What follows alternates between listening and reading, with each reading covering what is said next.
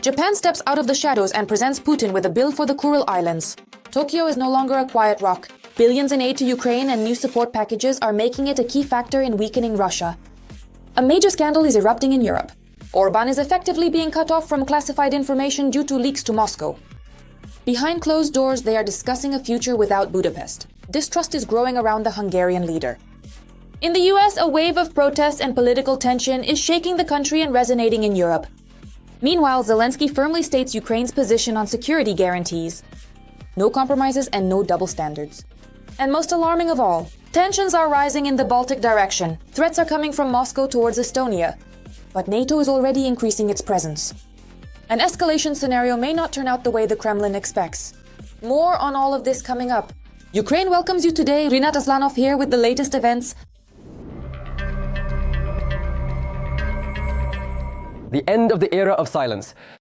For a long time, Japan was a quiet giant for the world. A powerful economy, huge amounts of money, but a complete rejection of a military role due to its pacifist constitution. But Russia's full-scale invasion of Ukraine in 2022 shattered those illusions to pieces. Tokyo realized that if the aggressor is not stopped in Europe, tomorrow the fire will flare up in Asia. As a result, today we are witnessing a historic shift. Japan is no longer distancing itself from war. It is becoming a systemic partner of Ukraine, understanding that the security of Kyiv and Tokyo is one and the same battle. The numbers speak louder than words. Japan has already invested more than $15 billion in Ukraine, ranking 6th in the world among donors. But the real shock for the Kremlin is the new package for 2026, amounting to $6 billion. This was announced by the Deputy Speaker of the Verkhovna Rada Olena Kondratyuk. Japan will allocate $6 billion to Ukraine for humanitarian and technical support in 2026. Kyiv has already received from Tokyo more than 2,500 electric generators, over 65 transformers, 10 generator units, as well as other critically important equipment to support the restoration of the energy system. $6 billion is almost 40% of all the aid provided in previous years, given at once. Tokyo is no longer just helping the Ukrainian economy survive. They are investing in systemic security by purchasing radars, demining vehicles, and high-tech equipment that puts our army a head above the occupiers. In addition, Japan has allocated about $149 million for projects under Ukraine's emergency recovery program. The total amount of financial and humanitarian aid to Ukraine from Japan has already exceeded $15 billion. But the main revolution is happening in the laws. Until recently, Japan prohibited the supply of tanks, artillery, missiles, ships, and aircraft. These are the so-called 5 categories. But already in the first half of 2026, these shackles will be cast off. In February of the same year, NATO representatives stated that Japan plans to join Pearl, an initiative to support Ukraine. This paves the way for systematic deliveries of dual-use equipment. From secure communication and cyber defense systems to powerful radar complexes that can blind the enemy for hundreds of kilometers.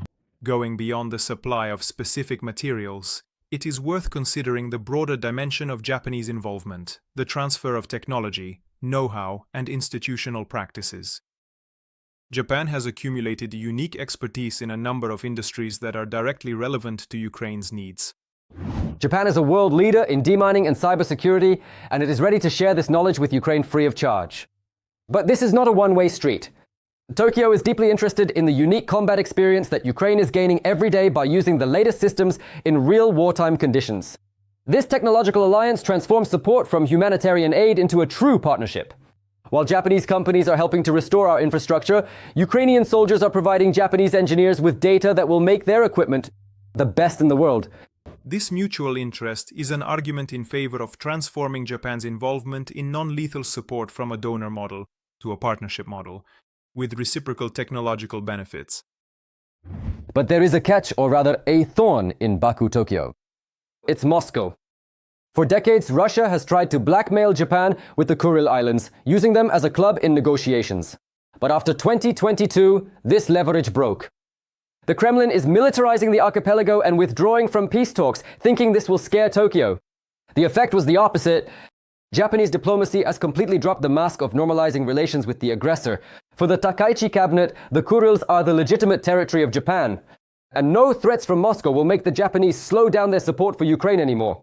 To sum up, Japan has officially chosen a side, and that side is Ukraine. Moscow's blackmail over the Kurils, pressure from China, and nuclear threats from North Korea have only strengthened Tokyo's resolve. Samurai endurance has given way to decisive action. With a record military budget of 9 trillion yen, and a new defense industry strategy. Japan is becoming a steel shield in the east, giving Russia and its allies no chance for revenge. The Kremlin wanted to isolate Ukraine, but in the end, it got a powerful adversary in the form of a revived Great Japan. Such humiliation has never happened in the history of the European Union. Viktor Orbán has officially become a persona non grata, whom EU leaders are throwing out of all sensitive negotiations. Brussels has switched to a regime of total isolation of Budapest. All key decisions are now made in closed formats. The Weimar Triangle, the MBA and JEF, Orbán is simply not allowed into the room where real matters are discussed, because they know that every word will end up on someone's desk within a minute. Putin's desk. Brussels. The EU is restricting the flow of confidential information to Hungary, and leaders are meeting in small groups. At the same time, Polish Prime Minister Donald Tusk warned about long-standing suspicions that Viktor Orbán's government is sharing information with Russia. And this is not paranoia, but harsh reality. Hungarian Foreign Minister Peter Szijjártó behaved like a real mole right in the corridors of the EU Council. According to intelligence, the official used every break to run out of the hall and report to Sergei Lavrov by phone. Details of the closed-door discussions. It got to the point where European leaders at summits stopped bringing their phones and discussed the key objectives of the summits in advance without the participation of the Hungarian delegation.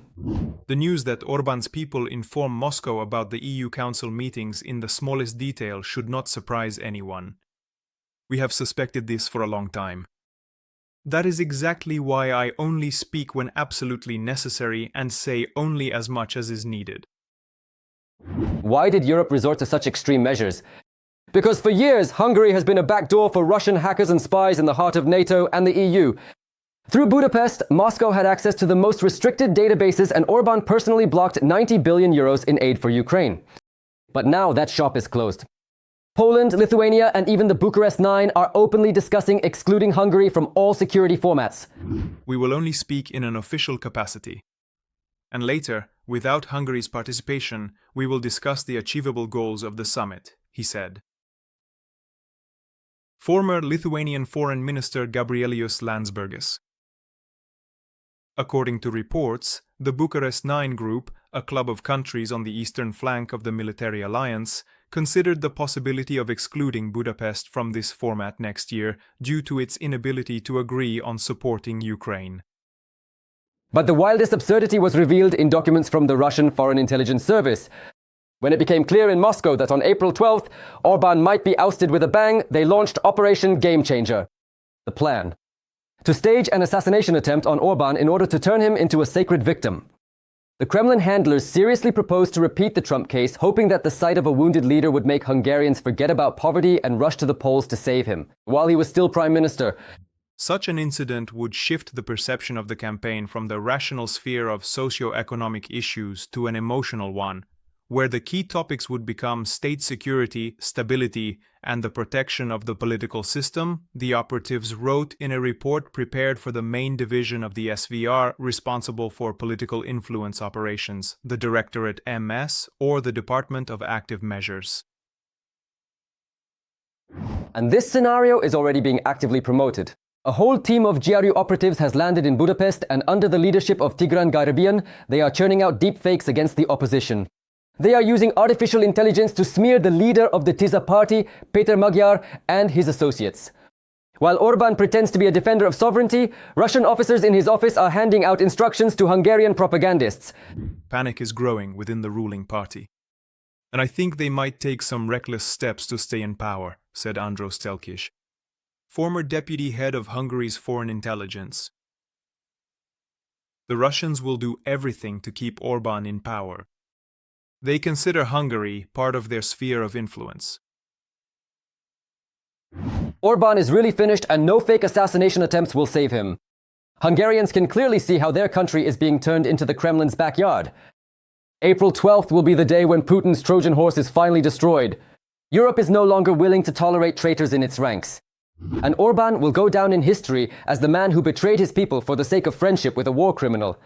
The time has come, and it is not on the dictator's side. America has officially risen up, the largest protest in the country's history. The No Kings movement has swept across all 50 states.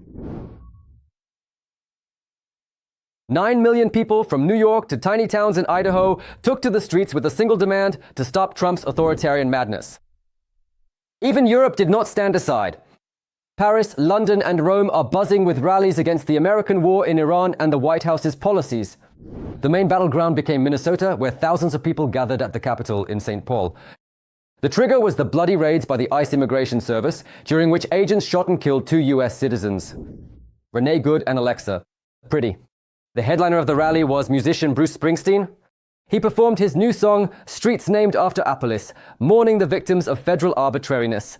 Your strength and your dedication have shown us that this is still America, and that this reactionary nightmare and all this intrusion will not be tolerated in American cities. In major metropolitan areas, the situation is teetering on the brink of civil war. In Los Angeles, police used tear gas against protesters outside the federal prison, while the protesters tried to disperse the chemical cloud with leaf blowers. Later, Los Angeles police arrested people for refusing to disperse. Earlier that same day, a band was playing and people were dancing to Spanish-language music. The Denver Police Department reported on social network X that it declared the gathering unlawful and used smoke grenades. This happened after a small group of protesters blocked the road and refused to disperse when ordered. According to the police, some people threw the grenades back at the officers. In Washington, in front of the Lincoln Memorial, people carried signs reading, "Take off the crown, clown," while in Springfield, demonstrators held upside-down flags. An international distress signal. Trump and his press office are trying to blame everything on left-wing funding networks. But when tens of thousands of people take to the streets, even in conservative states like Wyoming and Louisiana, it becomes clear. Dissatisfaction has permeated the entire country. Show me what democracy looks like. This is what democracy looks like. And while Trump tries to present himself as a strong leader, even within the Capitol itself, an internal explosion is brewing. Pro-Russian Republican Anna Paulina Luna organized a tour for a Russian delegation that arrived in Washington in the midst of the war. Pro-Ukrainian members of Congress from both parties are furious. This visit has already been dubbed the visit of the Third Reich. The purpose of the visit is to resume communication without a specific agenda. This was stated by the chairman of the State Duma Foreign Affairs Committee, Leonid Slutsky, to the Russian state news agency. He called it a trial meeting to see each other, to hear and feel each other. And here is how other party members reacted to this visit as quoted by the Hill newspaper. But Russia is the adversary, said Representative Andy Barr, a Republican from Kentucky and a colleague of Luna's on the House Foreign Affairs Committee.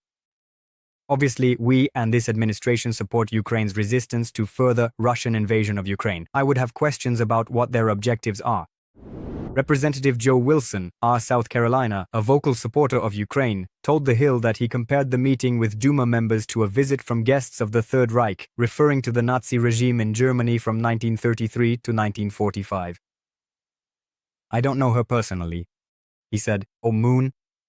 I just don't agree that by working in any way with the Putin regime, they intend to advance the Iranian goal. Death to America, death to Israel.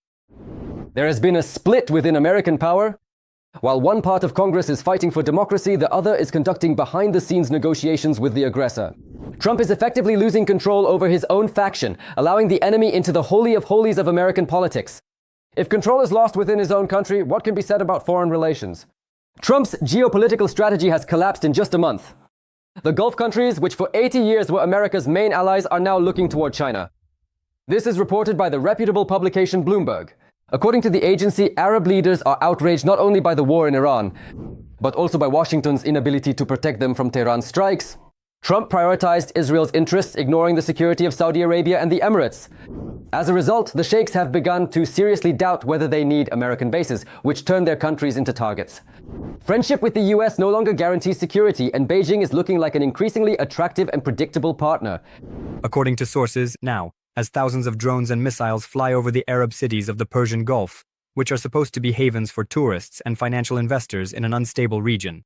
Some governments are discussing the need to diversify their geopolitical relationships beyond the US and to strengthen ties with China. Trump even managed to personally insult those on whom the world economy depends. His public demand that the ruling prince of Saudi Arabia kiss his buttocks became a point of no return for the Muslim world. I suggest you listen to this quote. He didn't think he'd have to kiss my ass. He really didn't think so. He thought it would just be another failed American president under whom the country would go downhill. But now he has to be nice to me. To this, was added economic absurdity. The US temporarily lifted sanctions on Iranian oil to bring prices down, while their Arab allies can't export their own oil because of threats from Iran. Trump is playing a dangerous game, trying to get out of the war through a bad deal with Tehran, leaving his allies one-on-one with an embittered Iran. The audacity has reached the point where the White House occupant is planning to rename the Strait of Hormuz after himself. The Arab world definitely won't tolerate such an insult. The result of Trump's second term is total isolation. He nearly destroyed the alliance with Europe, betrayed the trust of the Gulf countries, and turned millions of his own citizens against him. While Springsteen sings about freedom and China signs contracts with Washington's former friends, Trump keeps shooting himself in the foot. The revolution that began in Minneapolis is already knocking on the doors of the White House. Trump can tweet that he doesn't hear it, but 9 million people in the streets is a verdict that cannot be overturned. It seems that regime change in the States is really beginning. Volodymyr Zelensky responded to the harsh statements made by US Secretary of State Marco Rubio, who tried to accuse Kyiv of lying. Rubio denied the information that America wants Ukraine to give up Donbas in exchange for security guarantees. That's a lie. I saw him, Volodymyr Zelensky, say that. And it's frustrating that he says that because he knows it's not true. He was told something else. Our president responded in the most dignified and direct way possible. The question will depend on what positions we have everywhere. On the battlefield, in the economy, with our partners, on the condition of our troops, and also on the condition of the Russian Federation's army. That's why I haven't lied to anyone, and honestly, I don't have such a habit. Maybe it just came across as if the Americans were supposedly pressuring us to withdraw, and only then would they provide security guarantees. The president also subtly hinted to Washington that he sees the whole chessboard. Commenting on Rubio's remarks, Zelensky noted that only a small part of the iceberg has been shown to the public. While others try to come up with convenient versions, our leader speaks frankly. He knows all the pitfalls of the negotiation process. As for the American side or the Secretary of State, you know how they say, most of the iceberg is not visible. So believe me, I showed only the smaller part.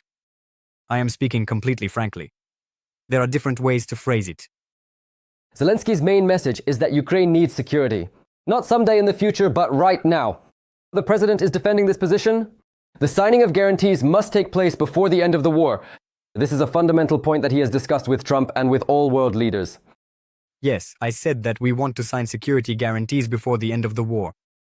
They were almost ready.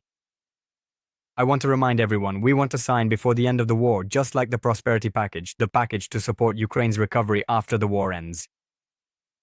But the American side said no, this will only be done at the moment the war ends. I said that they will be. Zelensky makes it clear, Ukraine deserves a real shield today.